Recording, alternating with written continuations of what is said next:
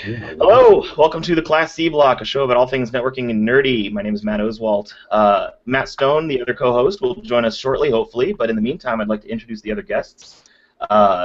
Today, I have with us, first off, let's talk about the topic. The topic is going to be IPv6 and containers.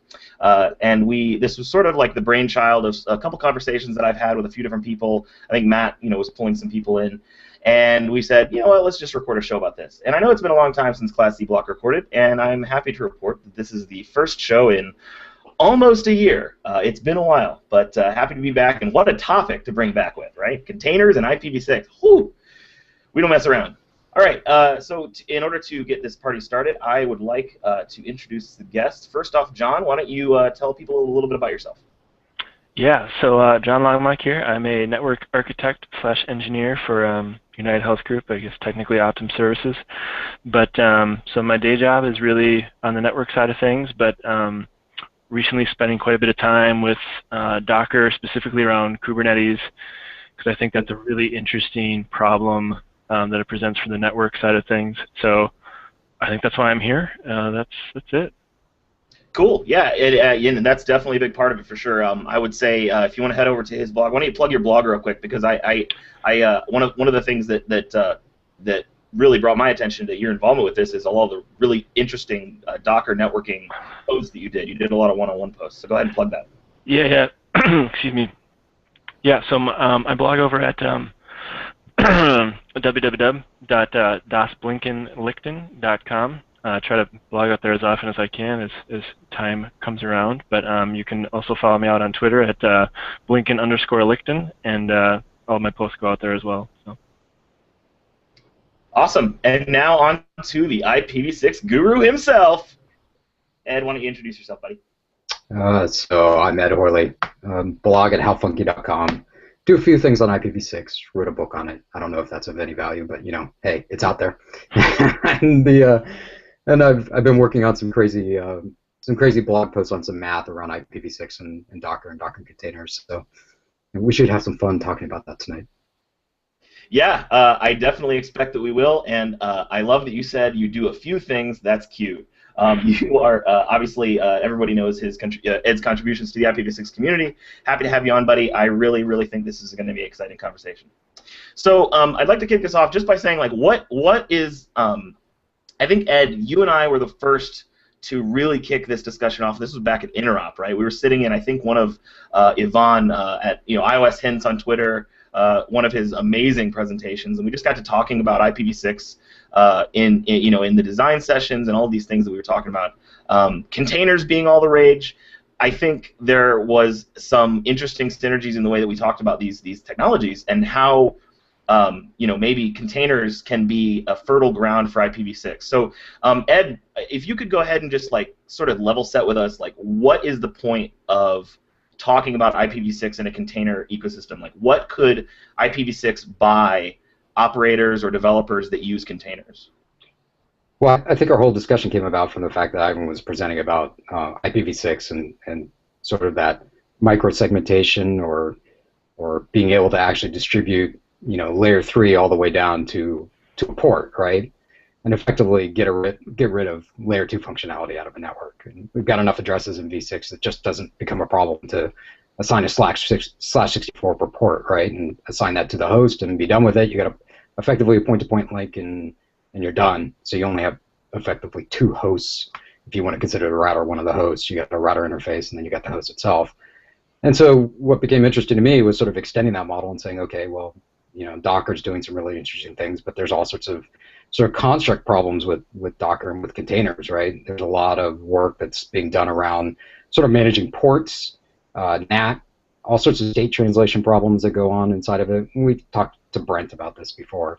And I think that's some of the structural things that v6 can fix for something like containers. And it doesn't matter. It doesn't have to be Docker specific, but since Docker seems to be the hip and cool thing around containers right now, I think it's definitely applicable. I think there's ways to solve really some neat things that Docker's having to engineer around that they could solve today with v6. And I think that was sort of really the point of our discussion, at least at the interop side, was talking about that specifically. For sure, for sure. So I guess, John, I'd love to get your perspective on this because you're pretty familiar with the Docker networking model. So if you could just do folks, a quick favor and sort of overview how the Docker networking model exists today, and then compare and contrast that with how we might build it in the future, or how Docker might want to build in the future to be more, I guess, conducive to what Ed's talking about. Yeah. So I mean, I guess a lot of things have been changing specifically very recently, but the standard Docker networking model kind of has three modes, and really only one of them is, I guess, what you call standard, because that's what everyone uses. And what I think is kind of interesting about kind of the Docker networking paradigm is that it's not an afterthought, but you can definitely tell, right, that it's something that they just kind of made to get things up and running and get things going. So the default mode that it uses kind of revolves around kind of the overload function, right, where you kind of end up mapping ports into backend containers off of like a single host IP on a server. So, I mean, that works. Obviously, all of us hate NAT, all of us hate port translation. Us network guys would rather just L3 route everything. So it's kind of a pain to manage that. I mean, someone's got to keep track of that, and obviously some of the systems can do that for us. But so I mean, I think if you consider that as like the main mode, right? I think from a network perspective, we can all agree that A, it doesn't scale, and B, it's kind of a pain to troubleshoot and fit in other pieces. When we start talking about the real value of containers, I think it's building applications correctly. And so if you consider microservices to be that angle, there's going to be a lot more components to an application than just a couple of servers, right? So as that scales out, you need to be able to scale the network with it. And I think really the way to do that is L3, right? We don't want to be messing with NAT translations. We don't want to be messing with layer 2. So I think, like the model that the Google guys are using, right, with Kubernetes is, a pod gets an IP, and that's routable, and a pod can be one container, it can be multiple, but really that's the base premise I think we want to move toward. And when you do that, obviously, like I said before, the scale increases, right? So V6 is just a natural fit for that, just based on the scale stuff. And some of what Ed said before, I thought was pretty interesting, right, is, we've had conversations before about how, essentially it's just L3 between whatever host it is, the container and the router or the switch port, and you get rid of layer 2 completely. I'm not sure if that seems super ideal, but I'm not sure if that's like something that's going to happen real soon. I would just be happy getting L3 to every container, right, so that we have some kind of stable means to get traffic in and out of them. And then when you do that, right, the box itself becomes kind of a router, right, because there has to be a bridge interface or something like the native constructs in Docker. So when that happens, then you have to start thinking of upstream of that, right? No, we're not going to be managing static routes for kind of ephemeral nodes that keep coming up and down across the network. So the problem just, to move in the right direction, the problem keeps getting worse. I'm not sure if I even answered your question, but yeah. Well, I can answer the last part. Yeah. So the last part actually becomes easier, because what we'll do is we'll assign an entire /64 to that Docker host and allow it to own that entire /64 block. So all that happens on that upstream link is passing that 64. All neighbor discovery, everything is isolated to that /64 that exists on that Docker host. Because we're routing, there's no actual neighbor discovery or learning that actually occurs at all on the switch port. Right. It's all internal to the Docker host. It knows explicitly where everything is. It has entry for every single one of them, and you're done. And so it becomes what's interesting about V6 versus V4 is it also becomes an immutable item, because as you instantiate a Docker instance, you have so much addressing available in V6. We can start talking about the math, but you can literally say at the moment that Docker container lives, I'll assign it a V6 address, and the moment I destroy it, I'll get rid of that V6 address forever. Right. That's an interesting proposition, right? Because I become unique through the lifetime of the usable portion of that address block range that I assign in IPv6 for that /64. Right. So Ed, you hit on an interesting point where if you do this in this model where you're performing routing in the host itself, which is an interesting model, we're actually only starting to see that used a lot. The technology's been around, but again, this is all a state distribution problem. So we're starting to look at things like the distributed virtual router in OpenStack, just as an example, which implicitly is the idea of being able to respond to ARP messages locally on the hypervisor. What are your thoughts on support with respect to neighbor discovery messages? Because the way that I've seen these things go, ARP gets first-class treatment, neighbor discovery not so much. So what are your thoughts there? Are we improving on that trend, or is that still something we need help on? So I think this is actually a simpler problem. I think the reality is that for the Docker host, it just needs to do a DHCP for a prefix delegation request. It gets assigned to /64, and this is all how service provider models work today. You can assign down to /64 to the host. At that point, that /64 never exists anywhere except for on the host itself. So everything for neighbor discovery, learning processes, and everything else are internal with the host. And since Docker controls and owns all of that, I've been trying to push Brent to put a process in place that actually becomes an immutable portion, and then that assign out for that address becomes unique as part of that Docker instance, and then that container is directly stitched and knows it. It can look it up in a table. It doesn't even have to perform a neighbor discovery process. So we can completely short-circuit neighbor discovery or ARP, if you want to think it in the v4 way, and not have to do that. And it never goes on the wire. It never actually physically goes on the wire upstream at all. It stays within the host. And so, go for it. Go for it. Well, I mean, and this is the same argument that Ivan was making around microsegmentation, is that you never have a neighbor discovery process actually occur on the wire because you don't need to. Sure. It never needs to happen. And I think that's part of the argument for this. What's unique about what I'm proposing is probably the fact that I can give you something that's globally unique throughout the lifetime of the container.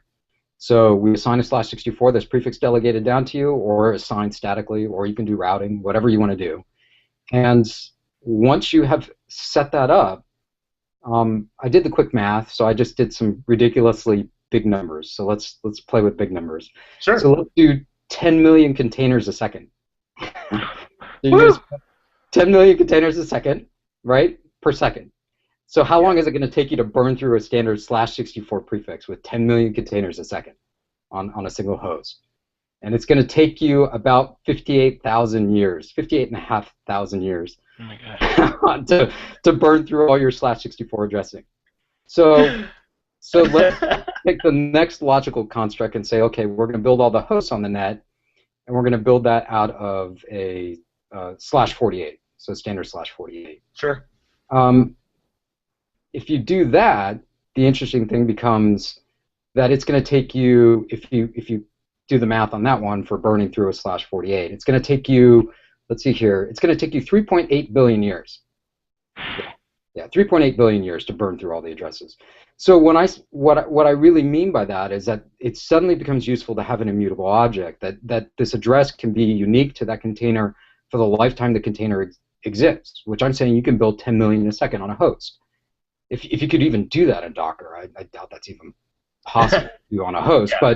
But if you could stand up 10 million a second, this is what's possible with v6 addressing. And so it moves the realm of what we're trying to do overall into a different discussion. We don't have to worry about port mapping.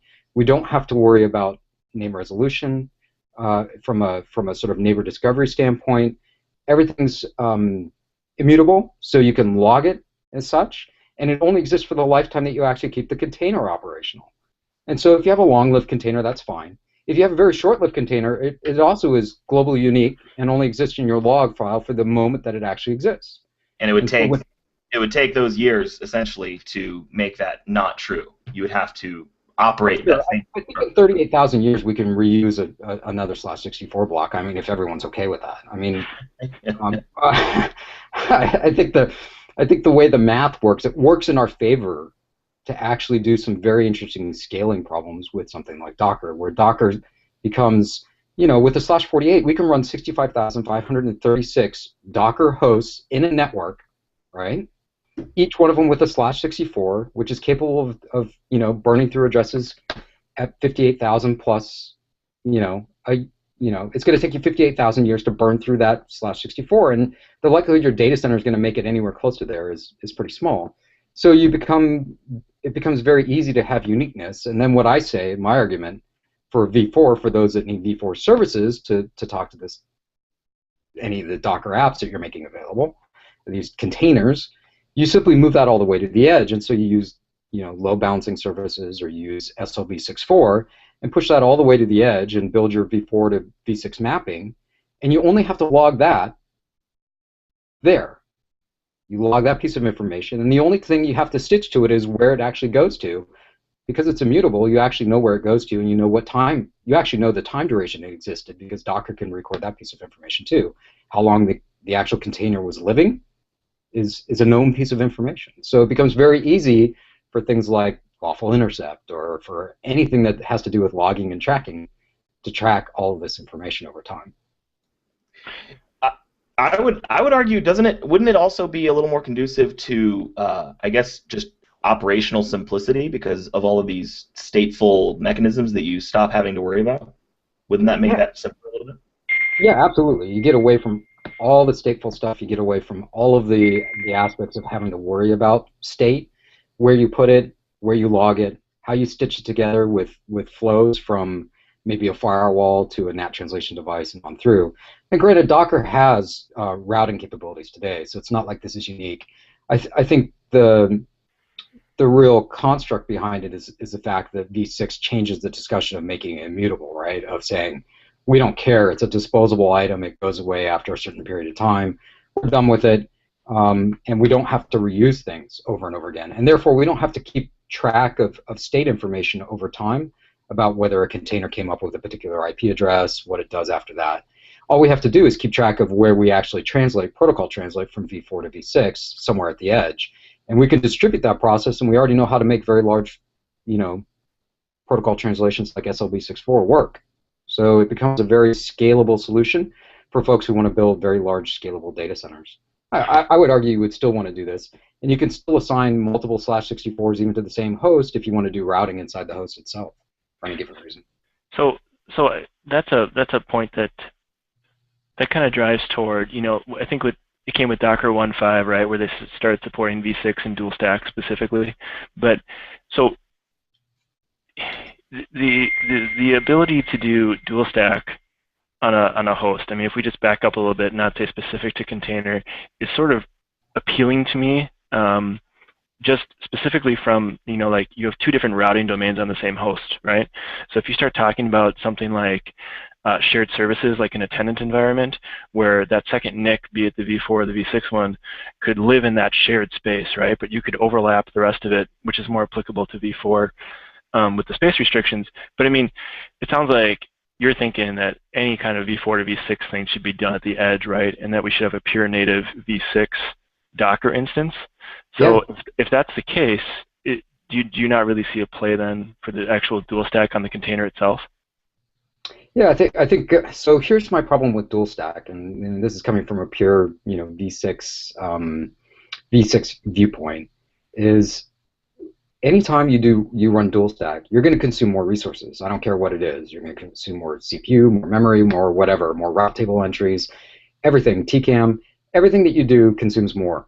Mm-hmm. And the reality is that if you run a native v6 environment, you're back on a single protocol. Your life is easier because you don't have to run two different routing protocols. Even if you choose to run some sort of converged and run ISIS and have similar sort of fault domains for how your routing protocol works, it still requires that you're keeping two sets of resources running. Right. Why don't we just switch? And Facebook did this, right? I mean, if you talk to the folks, Paul Saab over at Facebook, this is exactly some of the rationale that they use for being able to go for a v6 only data center. Is why do we want to run two protocols and try and figure out all the work and make sure that they're actually running in alignment? And I'm running out of a v4 resource. I want to conserve that. I'm going to push that all the way to the edge and keep that v4 resource more consolidated. I'm not breaking my blocks up. I can get better use out of the blocks that I have, and use that for the v4 translation services that I actually need to provide in order to keep v4 functional. And where do I need to do that? I need to do it at the edge. I don't need it on the host itself. I need it all the way at the edge where I can actually reuse those addresses over and over again multiple times. And the only thing I'm worried about is that mapping translation. And so push that out to the edge and then run all v6 on the internal side. Single routing topology, single protocol, makes it a lot easier. I can assign as many addresses as you want or as many prefixes as you like, down to your host. So even if you want to run multi-tenant, I can still give you, layer 3 isolation if you like.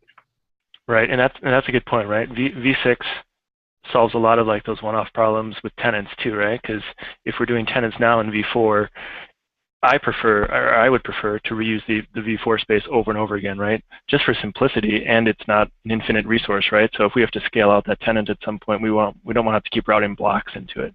So with V6, you could have a single routing plane, and they could still all have their own space and have plenty of it too, right? So there's really not a need for any of the VRF complexity or anything either too. Yeah, and the other nice thing about it is that they're globally unique. They know what their global prefix is. You assigned it out to them. They know they're going to continually operate within that one. You can give them as many /64s as they require for their downstream hosts that are operating. And if you have this done in a more distributed controller fashion, you can actually allocate them on per request through the API and simply just put the entry in your route table and forward it off to the appropriate host that Docker container lives on. Yeah. So you really can scale this out at a pretty massive scale, and /48 is what you're supposed to dedicate to a site. So I would argue a data center fits the category of a site.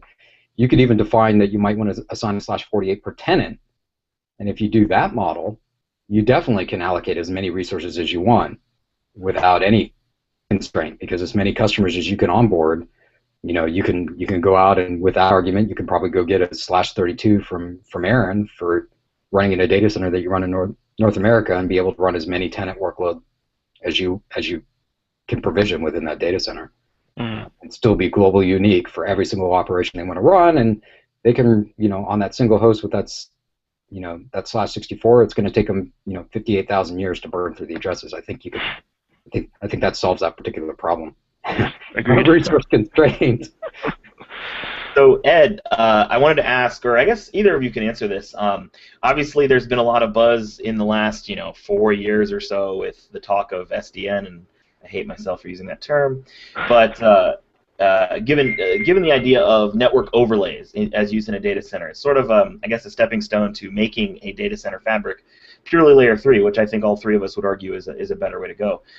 So using IPv6 in this model, and I guess this doesn't just apply to containers, but I guess it sort of makes it a little easier, would the use of IPv6 totally eliminate the need for using overlays, especially to achieve multi-tenancy, or can you think of another use case? Well, I could think of a couple things that you would want to use still. I think a distributed controller is going to give you better route plane control for on-demand sort of requests for steering around /64. So just that will make your life easier.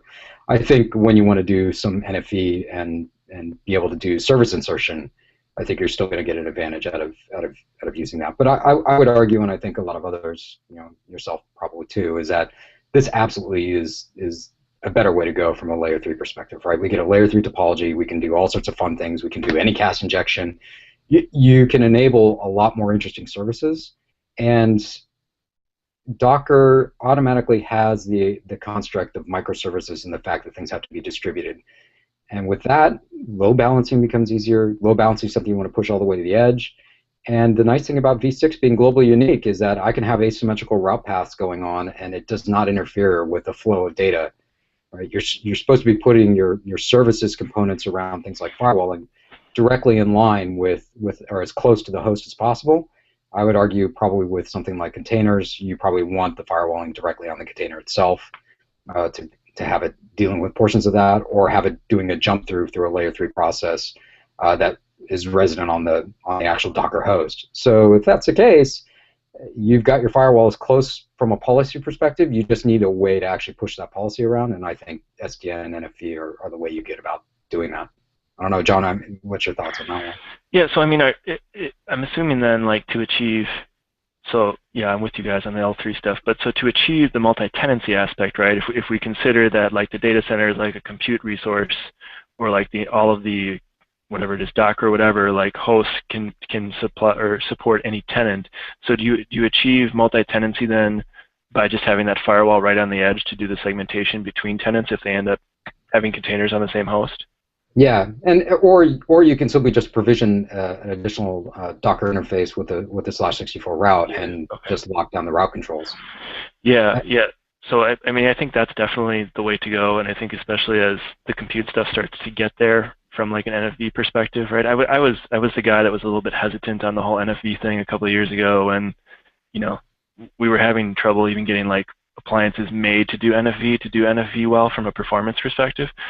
So yeah, I mean, I think we're getting there, right? Intel's made some huge steps, but the overlay thing, I'm not a fan of it. I mean, like, I think like even like in V4 when we need segmentation, right, that should be something that's much better understood than like VXLAN, right? It should be something like MPLS with VRFs or something like that. But I think if we can do the microsegmentation at the edge with a virtual firewall, that's totally the way to do it, because the rest of it's just routing, right? We don't have to worry about getting a VXLAN tunnel built. We don't have to worry about bum flooding or broadcasts or any of that stuff, right, that comes along with non-control plane VXLAN. And with the overlay, you always get like the ships in the night thing, right? Like I'm kind of putting my packets into a tunnel and I'm hoping it gets to the other end of it. And I'm a big proponent for easy troubleshooting, right? So anything that can make that easier, where, I mean, you talked about it earlier, Ed, right? Like all those logs, I mean, log aggregation is huge now, right? So if that firewall, if those distributed firewalls are all logging to the same place, I just need to put in that V6 address to figure out if it's getting blocked somewhere, right? I mean, I don't have to worry about, do I have the routes to get there, because it's all one routing domain. I mean, I think that makes it way easier, especially from a troubleshooting perspective. Yeah, and that's part of my goal is sort of, when I was sitting around scratching our head, I think Matt and I were chatting about this, and I've chatted with several other people. If you think about it from a growth perspective, very large scale data center and growth perspective, the only time that I see that overlays might make sense is when you're doing some sort of routing extension into public cloud. So if you're running a private cloud for some given reason, if you're running a private Docker configuration, because I actually have public V6 address space, I might be able to then take that address route block range and be able to actually farm it out into a public cloud. And maybe I don't want that public cloud to be consumable directly, so they won't be passing my route, but maybe I have a VPN back to them, so I'm just running workload in their space, but I'm still provisioning that with my address space, and so my policy enforcement becomes consistent. Even though I'm using a public cloud to run resources for me, right, some sort of workload, some sort of app container, I still get the same policy enforcement because I don't have to change any of my model in terms of my address block range that I own. So my security and permissions and boundary controls don't have to change, right? If I'm using addressing or some sort of ACLs to control what access is coming in and out and how I'm actually passing those routes, none of that changes even though I'm extending this with any sort of overlay or VPN into a public cloud resource to run some workload. So I actually think it's a better way of actually controlling that. The way we control that today is we use a portion of RC 1918, build a VPC inside of AWS or a VNet inside of Azure, and then stitch those back with VPNs, right? Mm-hmm. And those are all private. And then I have to build some sort of public service gateway inside those public clouds in order to make access, and I use some portion of public address space from Amazon and an Elastic IP or an ELB resource to expose that. If I don't want to expose that, I can still do NAT translation with V6, assuming they would offer it. So I could still expose that object in the same way, but the reality is that if I just want to run workload, this is the easiest way to do it. And I can bring my own addressing and still be able to run it, but I don't have to change my firewall and policy rules at all. I think that's a huge advantage just structurally in terms of trying to grow something very, very large over time, depending on what your use cases are. Now, how many folks are actually to the point where they need to run that many containers? I don't, that's a different question. I think there are a lot bigger shops. I mean, someone like Adrian Cockcroft can probably, answer that question a lot easier, or other folks who are playing a lot more in the sort of microservices area about what size and scale actually matters and how long-lived these services and application containers actually live. I'm not as good in that particular space. That's not where my forte is, but I definitely think this is an interesting way to solve some scale and growth problems that Docker could potentially really leverage over the long haul. Yeah, for sure. Very cool. So actually, that's a really great segue to my next point. I was going to ask you guys, in terms of I guess the roadmap that companies might take to get to this point. I mean, I would love to wave a magic wand and have all of these great ideas implemented immediately. But the reality is, all these organizations, they have various barriers to entry.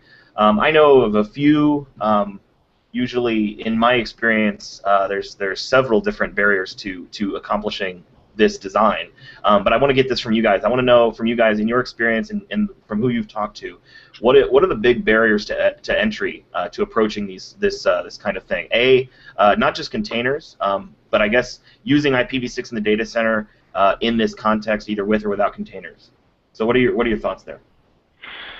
Yeah, I mean, so I think you can kind of like take the container piece of it, and it applies to the whole rest of the V6 stuff, right? I mean, like it's just another piece of it. But you know, I think what I usually hear when I talk to the guys that are dealing with this is, you know, the network guys really want it, right? Because this solves a lot of problems for us.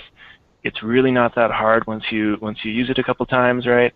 It's the people who own the boxes on the network that have the issue with it, right?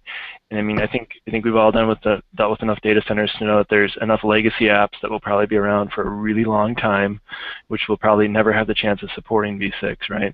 So you get far enough in the conversation, and then we start getting bogged down with, well, how do we make this other stuff work with V6, right? And that's, in my opinion, maybe not the right way to do it, right? I mean, I think net new stuff would be a great way to start doing V6, but once you even get that far, the next struggle is, right, like the common services model I talked about before, right? I mean, you know, there's a dependency between, you know, I spin up these new containers, right, that are running V6. Well, they still need to talk to, you know, Active Directory, DNS, right? And those guys aren't crazy about running V6 yet because it's extra support for them, it's extra complexity. It's like Ed talked about earlier, right? It's dual stack. They're probably not going to run two different instances just to support V6. So I think the V6 challenge in a whole, I think, you know, in the last year, as we've, you know, run out of V4 space as it was, the conversation has gotten more serious. But I mean, I think, you know, 2 or 3 years ago when you talked to a lot of guys, they weren't even really super interested in looking at it, right? Because a lot of the vendors were just starting to support it. No one wanted to play with some of the stuff. So when you put that on top of containers, right? I mean, I think we're a ways out of having both of them together. I think we'll probably see V6 come first, and then my hope is that Docker, you know, or whatever container engine you decide to use will be at that point with V6 where once you get comfortable with it, it'll just be a natural fit that can kind of plug and play into your existing V6 network. But that's just my opinion, I guess. Yeah, I'd say that's fair. I mean, I think the biggest challenge is people just aren't using V6. And the adoption rate is going to be one of the determining factors. One of the interesting things for the customers that I have, I mean, I'm out here in Silicon Valley, and I have a lot of interesting customers who are actually using Docker in production workload today. So they're actually on board with using container models before they're on board with using V6. So I don't know if one precludes the other. I think the reality is my argument is due to what Docker is trying to solve and what it's trying to make available to application developers. Having an unbounded, unconstrained resource that you can use ongoing and never have to worry about, do I have conflicting address space? Do I have to worry about state? Do I have to worry about writing some sort of extra piece of information in log files? All this extra work, that is, in my opinion, wasted. It's wasted effort. Could just be taken care of by simply just writing a simple address, it happens to be V6, into a log file format. Seems to be a pretty big win because it removes all those problems off the table. And in addition, because you're already moving to Docker, and Docker 1.5 already supports V6, you have the capability, this transition opportunity is here now to actually say, you know what, any applications we deploy within this environment, the mass majority of the people want to actually deploy support V6 today. So Nginx has no problem with it. Apache has no problem with it. All the major services in Linux have no problem with any of the primary V6 services. So anyone who's running legacy stuff who claims they want to run them inside containers, they're probably not looking at containers. They're probably looking at IaaS infrastructure. So this is a container solution, and this is what becomes that sort of evolution of fast and rapid development that sort of, you know, is taking over where app folks are going. Well, supporting new stuff and supporting something like V6 just isn't going to be that foreign to them because this solves a lot of structural problems, in my opinion, of what they face. I think the more interesting part will be, like you mentioned, legacy applications, those that have a difficulty supporting v6. Well, most of those, I would say, you can still run in a dual stack environment at portions of your data center. But if you're building out net new Docker infrastructure, I could argue, why don't we just set up v6 as an edge service around the Docker components and simply run v6 as a v6 only service offering and build a v6 only data center to support those application needs. And the only thing that you have to ensure is that your SLv6.4 and your protocol conversions actually work. But since mass majority of services that they're deploying are talking amongst themselves, probably 90% of the traffic is talking amongst themselves, you're never leaving across that boundary anyway. Right. And if they're consuming it through a web service, SSL or TLS, you're probably pretty safe because most SLv6.4 translation components are going to work just fine for something like HTML or SSL. So, I've got mixed feelings about what the rollout priority is. My goal is saying, hey, this should be something that the Docker ecosystem should be looking at very heavily to start leveraging up, because it has the potential to solve some long-term structural problems without having to waste their time and effort writing a huge portion of code to solve problems that don't need to be solved.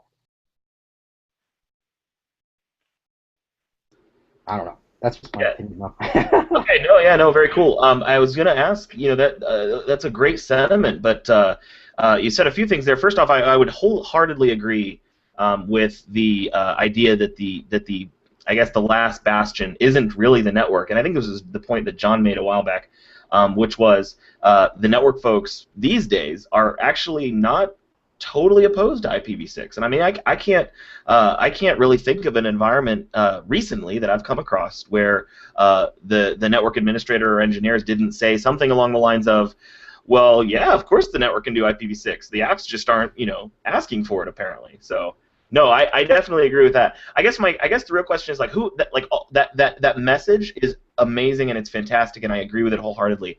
Who is it for? Because if you give that to a developer, right? I know the developers would say, I don't know, you want me to use IPv what? I don't know what that is. I do a pip install, blank, and I get your point. If you use any common, if you serve your application over like a web browser, Apache, obviously, that IPv6 support is present there. Every once in a while, though, I mean, you got these app developers that are interdepending on other things that maybe don't have it, or rather, they configure things in a way that just doesn't ask for it. Again, so. Does this conversation need to happen with those folks? Do you think that they really need to worry about that, or do you think this has to happen a little higher up? It needs to happen a little higher up. This is why I'm trying to get Docker to build some frameworks. I'm bugging the right people to build some frameworks around example v6 stuff to talk about how to actually get this deployed. So that's sort of my next goal. I mean, actually, it was part of my goal wanting to talk with you and writing up some blog posts around, hey, these are some of the things you should be thinking about, and these are the structural problems they solve. I think once you can articulate that and give people real-world examples of how they can use this in an environment, then it starts to sink in and make sense. And I think developers are all about is it working? Right? It's show up and you need working code.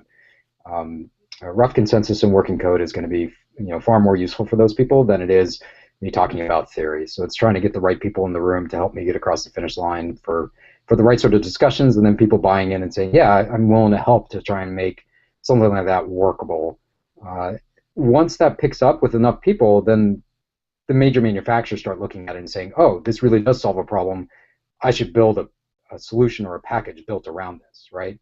I should make this better in terms of how it functionally operates. And you and I have both seen this in the open source world, sort of how things migrate from one strategy moving forward, and then it becomes adopted and more widespread. I mean, it certainly happened in the OpenStack community. It certainly happened in a bunch of the software-defined space. And I think this is the continued model. And you have to provide examples and frameworks. Otherwise, people are just not going to buy in. But so I mean, I think part of what I think is kind of interesting about v6, right, is like everyone's really concerned about the complexity of it, right? I mean, like the server admins and everyone else is probably just like, well, I just don't, right now you give me an IP, a subnet mask, and a gateway, and I'm done, right? I can do whatever I want on the network, and it just works. And I think the interesting thing, right, is I don't know any providers that are doing this, but it seems to me like maybe containers isn't a great fit for this example, but a lot of that can be abstracted away, right? I mean, maybe we're talking about developers on a different level, but I mean, if you've got a guy that needs an Apache server, I mean, that can get provisioned, right, for him, and the DNS entry can get put in, and it can just be on the network, and he can access that, right? He doesn't need to know the v6 address. And other services, I mean, what we see kind of with the service abstraction, with some of the container cluster management stuff, right? All the other stuff he needs to get to on the network can probably be abstracted away into services as well. So while it would be an awesome world if all the guys knew v6, and I understand there's obviously a troubleshooting component to that, right, where at some point they're going to have to learn it. But I think to get started, at least at a small scale, a lot of that stuff, I mean, we could provision a v6 VM for somebody right now and just give them the DNS name, and they might not even know, right? Right, and I mean, I think this is part of. So for instance, if you hit like the docs for Docker and you go through the advanced networking configuration components, they have stuff in there for v6. So it's not like this is an unknown.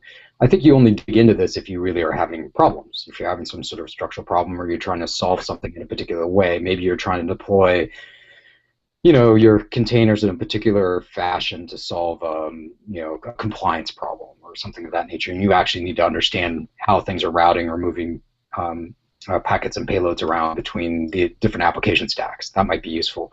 But I would agree, the mass majority of your app folks should not know the difference between whether that actual app container was configured as v4 or v6. It should just go in and register a name service, and the name service should be what people are utilizing. And I've argued this for a long time with v6, is people are scared of v6 for the wrong reasons. There's plenty of reasons to be scared about v6 that are unrelated to just how big the address space is and some of the other components, but the reality is that that's not the part that people should be afraid of. And that's not the part that's actually difficult to learn. It's learning how to trust that DNS is your friend and that's what works for you.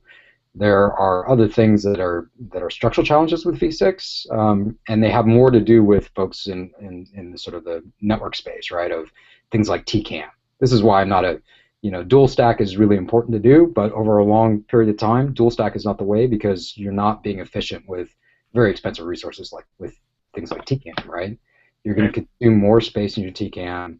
The more you're gonna end up carving it up a heck of a lot more when you're running both v4 and v6. And if you're just running v6, you're going to get a lot more efficient use out of something like that. So I think those are the important things that you need to consider when you're designing networks. But if you're just an app person, you just want your app to work. You just need it to live someplace, and you need it to tear down when you tell it to tear down, and you need it to stand up when you want it to tell it to stand up. v6 solves all of this. We have basically effectively an unlimited portion of address space, so things like labs and development and all that, everything becomes unique. So it becomes really easy to sort of rebuild and solve that. I think this is the one case earlier, Matt, you were asking about, when does things like overlay and isolation make sense? If you're trying to reproduce a problem and you want to use the same address space, you're going to need to make use of that, right? Because you're going to otherwise have conflicting address space with v6. If you want to be able to just snapshot all the containers at that moment, bring them back up in some other instance to prevent sort of route collision problems, you're going to want to do that. But outside of that, I don't see a heavy use case for wanting to do a lot of overlays and VPN tunnels. Well, I mean, like if I could just, I guess the one thing that I would only add to that, and I think that those are really great ideas, the concept of preferring or not preferring IPv6 from an application development perspective is usually not even along the lines of, again, like I said, the app developers tend to not really care about those kind of constructs. Like, in my experience, the big hang-ups are, I'm a Java developer and I need this specific version of Java because if I update, then it breaks my app and so on and so forth. And that particular version has a really weird error with IPv6 sockets, essentially, and it could be a weird thing like that. So what you're looking at in this respect is these developers who have their requirements, they have these dependencies for their applications. They see no reason to change. Their network folks would say, well, why don't you upgrade your dependencies? And that's, I guess they view that as not a good enough reason to update. That's not value generating for them. Sure. So one of the interesting things is in the mobile market space, right? So let's talk about really quickly what Verizon has done. So Verizon, I think today has well north of 67% of their traffic on their mobile network is v6 native. Most people don't know that, but it's very, very high. And one of the reasons why is because on the Android handsets they put just a quick translation protocol stack in there called 464 XLAT that actually presents to the local OS a v4 stack that it actually is then able to pass over a v6 net and then translate back out to v4, which is exactly matches Docker's capabilities to present locally to that container a v4 instance set that it could bind its port adapter to, pass that over as v6 traffic, and then drop it back out as v4. So it is possible to do some of these things, and it already exists because it already exists in Android. So building these sort of CLAT and PLAT technology components that the mobile market is using are perfectly viable for running inside a data center. The interesting part is whether they choose or want to do that.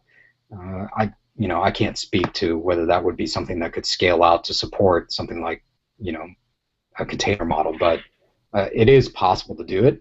And so that does sort of address that particular need requirement where maybe you need to bind to a v4 address very specifically within your app. If your app doesn't care about that and it doesn't make that specific request, it uses v6 natively, and if it does, then it simply just gets a v4 spoof to it. Every single one's going to be the same, and then it translates back out to a v4 service out at the edge, and it's going through your SLB64 just like everything else, and then it turns around and comes back for a v6 service if it needs it. You're still globally unique, and you still have unique port mappings. So, and that's something you can log on either the local host or into a logging system. So, I think that could still solve the problem. I'm not saying it's perfect, and I'm not saying it's all the way there yet, but I think it is doable. Awesome. Well, I appreciate that. Yeah, because I'm strongly of the opinion that getting a clear message on what is the value of IPv6 to folks that are not in the networking domain, I think that's a really important point to make. Because as I think we've all discovered, at least I've discovered this recently, a lot of networks actually are running IPv6 and are able to serve it. This last bastion is the application realm, getting the operators and the developers that are on that compute layer on board with this model, and being okay with essentially asking for those kind of services or being okay with those kind of services. Yeah, I think that's so I can't expect them to solve these problems, right? The app folks are like, look, we got enough on our plate as it is. It's whether they have the right tools in their toolbox that they feel that they can pull them out and use them in the right order. And I think that's probably what you're asking for is, can I provide the right tools in the right way that are unencumbered and not hard to use so that they can get their job done without feeling like they have to become network engineers to figure out how the heck to solve these problems. And that's part of sitting down and getting all the right people to put the right stuff stitched in place and say, here's the example, here's the reference, go do this. This is how you'll win going forward. Whether we can do that is an entirely different question, and I don't know if that's possible or not. But that's the long-term vision, right? Is to make it easier to consume it. Just like the whole argument for cloud services, not waiting around for all us infrastructure people to take forever to build a basic resource that they should be able to consume quickly, and having folks like Amazon and Azure and Rackspace and everyone else be able to turn up these compute nodes that they can consume very, very quickly has been a huge advantage for the application folks. That's the reason they want to use it. I think v6 needs to have the same sort of stitching put in place to allow it to be used that easily, because then the network operators all look at it and say, holy smokes, the reason the application folks want to use this is because they've got all the tools to be able to enable it. And then the story becomes a little bit more complete. I don't see enterprises necessarily taking off with v6 all that quickly unless they've got structural problems. They've run out of RC 1918. They have too many merger and acquisition problems, and it's easier to solve this with v6. But definitely for those in the cloud market and those in the large-scale application delivery market, this makes a lot of sense to me. Yeah, I just want to add there. I mean, I think one of the things I really like about working in networking, right, is there's so many different layers and ways to abstract the network away, right? I mean, we don't have to solve to run v6. We don't have to run v6 everywhere, right? Like the Verizon example you gave is a perfect example of that, right? And I don't think stuff like that's talked about enough. I think when the v6 conversations generally happen, it's mostly around everything running v6 natively, right? And that would be a great fit I think that would be awesome, but I mean, it's maybe not realistic, right? I think some of the stuff, at least initially during a transition period, has to be abstracted, and whatever tool you use to do that, I mean, there's nothing wrong with abstracting stuff away as long as you're not making it more complex, in my opinion. So I think there are a lot of, I'm hoping in the coming years here that we're going to see ways specifically to abstract that away to get, if they want a v4 address, they can have it, but really when they hit the wire, it's really v6. You know what I mean? And I think that's pretty doable for something like Docker if there's a comfort level with v4 that we can accommodate, but really run v6 on the back end. Yeah, that would definitely be the goal. I think that would be the sort of sweet spot of transition as you move from one to the other, but it makes the network operator's life so much easier because then you just run a v6 only data center. You don't have to worry about that v4 except for at your edge, except for on the actual hosts themselves. And once you solve that problem and everything in the middle is v6, I think the growth long term, as people start to realize that more and more services are moving that direction, v6 has a structural advantage. I think with the mobile market moving this way, things like Verizon having that high a traffic load being native v6, I'd say most of the applications that are being written today are being written for the mobile market. So if you're trying to talk to someone with an Android handset on Verizon, it's actually a structural advantage to be on v6. You're native end-to-end. So I think there's some arguments to be made that as the mobile market grows and matures, I mean, I think AT&T and T-Mobile are both above 35% of native v6 traffic, maybe more.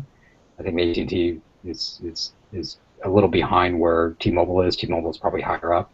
I know Sprint has a good portion, and those are just the U.S. markets. It's even higher in some foreign markets.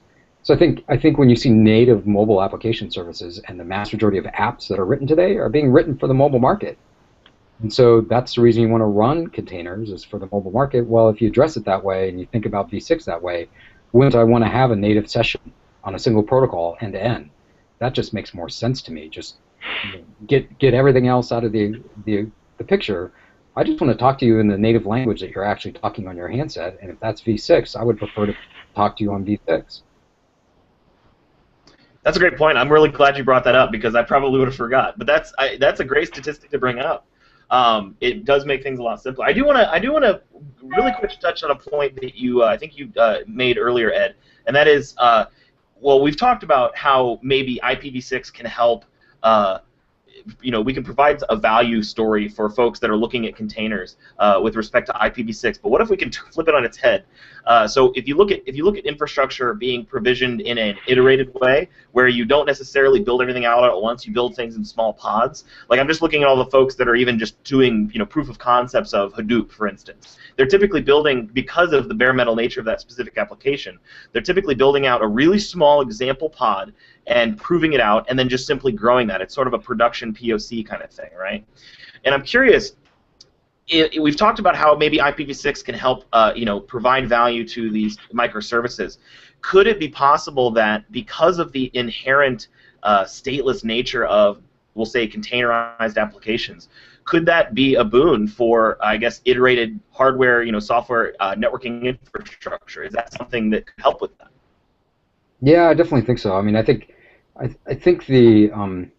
what's the real goal when you're trying to build something like that? You just don't want any resource constraints on you, and that's really what the fundamental question is. You don't want resource constraints. I want to be able to grow this from 1 by to n by without having to redo my design, without having to rescale my architecture, without having every single question comes about from all of those are all about how do I have an sort of unencumbered growth model for being able to scale out what I'm doing. v6 solves all those problems. Even at the smallest level, a /64 solves this problem for you. It's a massive number. You take the internet and square it and stick it on a single subnet, right? That's your /64. So the reality is that the usable address space is not the issue anymore. It's how do you want to consume it? How do you want to use it? And then the next question is, how does your network team want to handle routing topology? And this is my argument that what Ivan is talking about with sort of those microsegmented services and actually delivering /64s across a link that way really solves the scaling problem from a network perspective, and this turns it back into a routing problem. Well, we already know how to do routing really well, and routing scales really well. We have the internet today. And we got some really good protocols that work really, really well at large scale. So why don't we use those to actually solve all of these problems? And I think the app folks are completely on board when you talk to them about it that way. If you talk to them about, we got this really complex long address that you have to figure out and solve all these sort of problems, yeah, no one's going to want to do that. No one wants to say, yes, I have to figure out all these different weird logging abstractions. But if you solve the fundamental problem, you have no resource constraints if you use this. But if you continue to use V4, you're going to have to do all these special things, and you're going to have to do all this extra work and all that. If you talk about it that way, I think that solves that problem of what they're trying to do from a bare metal perspective of sort of building infrastructure and starting with that small pod and saying, I want to continue to grow. They're going to break up that model based off of sort of cluster and fault domains way before they're going to be run into constraints about networking resources. And so this is the same problem when you run into with, like, I don't know, Cisco UCS domains, right? Same sort of thing, right? You're going to split up way before you stick the total number of chassis you can stick in a UCS domain, because you don't want to. Oh, sure. Yeah, for sure. You don't want to have that much stuff fail all at once, right? So Yeah. So I think it's the same sort of argument. Why do you build multiple data centers? You want to reduce risk for an earthquake taking out both. You want to reduce the risk of power failure. All these sort of things. You're going to break your model up in a different way for different reasons. But addressing shouldn't have to be one of them. Yeah. Like network resources shouldn't have to be the reason. Awesome point. John, I'll shoot it to you. What do you think? Do you think containers help reduce risk on the infrastructure side?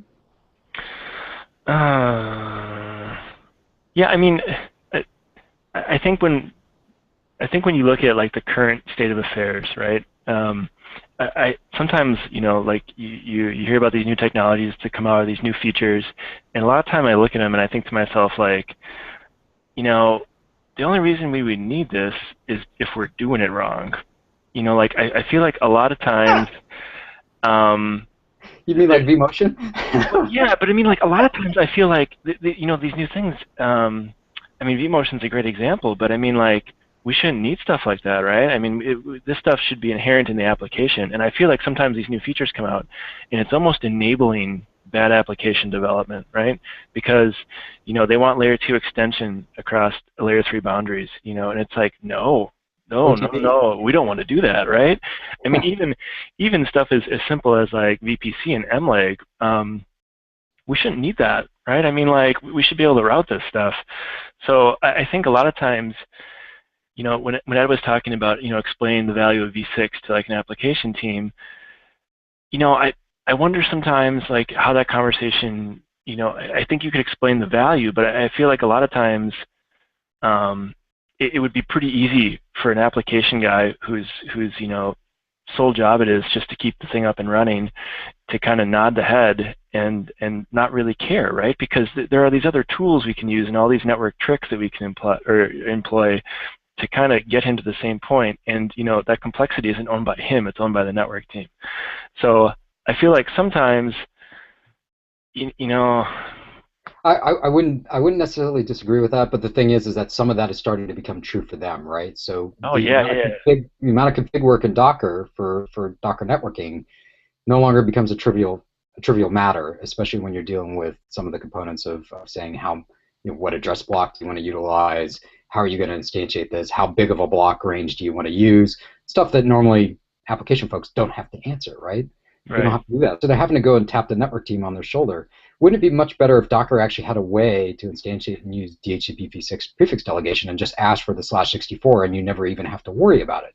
In other words, the default portion of the config within Docker says, oh, I happen to see that there's an RA advertisement coming across to me and I can request a prefix delegation and it worked. I don't have to go into a mode of you manually configuring any of this stuff. I'm going to do it for you automatically. Mm-hmm. So maybe taking that away from them, not necessarily away from them, but solving that particular problem for them makes more sense. And I think you could do this with V4. The problem is that you start running into resource constraints and state table information and NAT translation and firewall configurations and et cetera, et cetera, et cetera. And something has to, from a master control standpoint, have to keep track of this stuff across your entire sort of Docker infrastructure, right?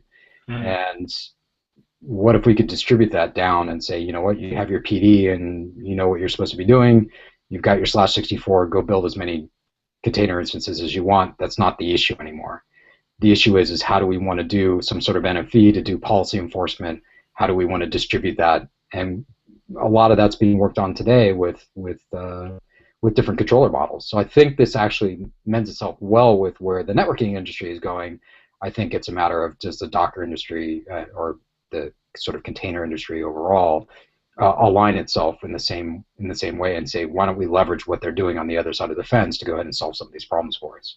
But yeah, totally agree. But I think that I think even over the last 2 years, my limited engagement with application folks, but I mean, there's a increasing interest in how some of this stuff actually works, right? I mean, kind of before it was, I got my VM, I got my host, I got my gateway, and now they kind of want to know, how does the infrastructure actually work? And I think things like Docker, and I think when they see value in something like that and just containers, that interest is going to keep increasing, right? So I think it'll be an easier sale. I don't want to say sale, but it'll be easier to sell the value of something like V6 to someone that's actually interested in how that stuff gets provisioned on the network, right? So I think as we keep getting closer and closer to awesome, the interest level is going to keep increasing, and then telling them about the value of V6, they'll actually be really interested in hearing, right? Because it's a win for them too. It's not just the network guy trying to keep things running. Yeah, and I think it solves structural problems, but I agree with you. I mean, I've seen more and more interest from folks that are on the app side saying, hey, I want to understand more about what's going on with the networking stuff. Why am I running these problems? Why do I have to, solve these problems in other ways? And why do I have to do these funny things with V4 in order to sort of get around this? The reality is places like Amazon with AWS and VPCs have taught a lot of people that something like a public V4 address is actually a rare resource, right? The number of EIPs you can have per VPC is 5. 5 public IP addresses per VPC, and then you have to put a request in to get more. Mm-hmm. So they're giving them a direct communication of like, guess what? This is actually a really valuable resource. You just don't get to peel off as many of these as you like. We're going to dole them out as quote unquote you need them. Well, that becomes a whole separate problem. I have to open a ticket. I have to go through all this work just to get in a public address to use.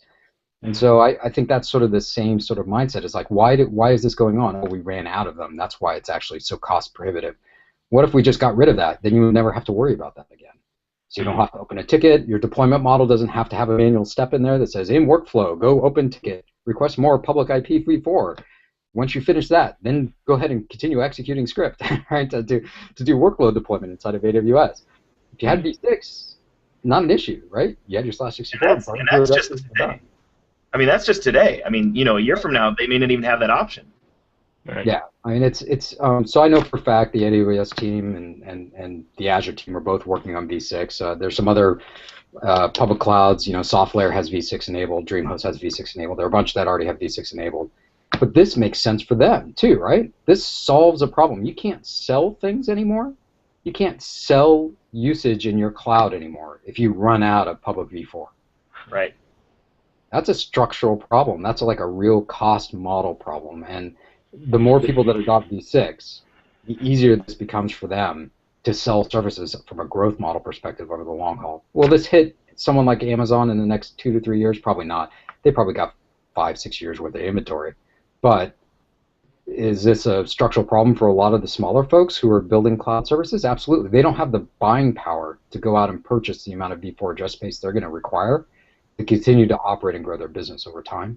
And V6 is the only way to solve that. And the small shops that recognize this problem early on, I would say DreamHost was one of them, and SoftLayer was one of them before they were acquired by IBM. They both had V6 running before, and they continue to do that today because they realize that that's the only way to solve this problem over the long haul. So the tooling that makes things easier, and we'll sort of make this the wrap-up question, but I guess the tooling that we were talking about earlier that makes things easier for both developers and operators alike to work with IPv6. You raised an interesting point there with respect to the cloud providers. Obviously, the large ones, they've got some runway. But I would argue even then, because of the adoption of this at the application layer, do you think that requisite tooling might come from those providers and maybe has it already? Because they, I guess, are the most interested in maintaining that revenue stream, that might slow down because of address exhaustion. Yeah, I think they're going to become one of the key players because as the mobile market expands, and we all recognize this, mobile's where it's at, and that mobile market is principally V6 native. You really need to think about, can I provide V6 native services in order to run those apps, and I can then distribute all that workload on V6, and I don't have to consume any public V4 in order to make that service available.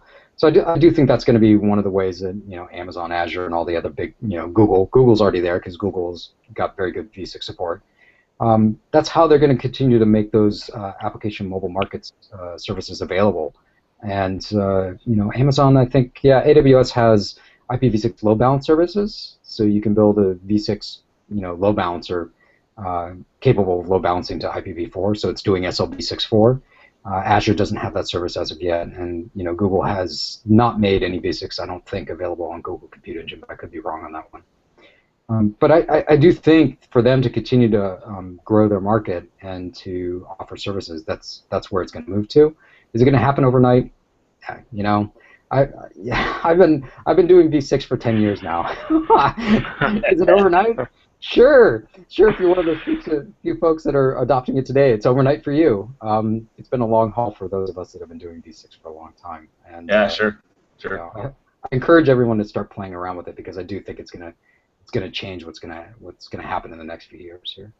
So, John, I guess I'll get your perspective on this because I know you've been playing around with Kubernetes, and I know Google actually has been doing a pretty good job of getting the word out about Kuber, hitting the ground running with educating folks on how it works.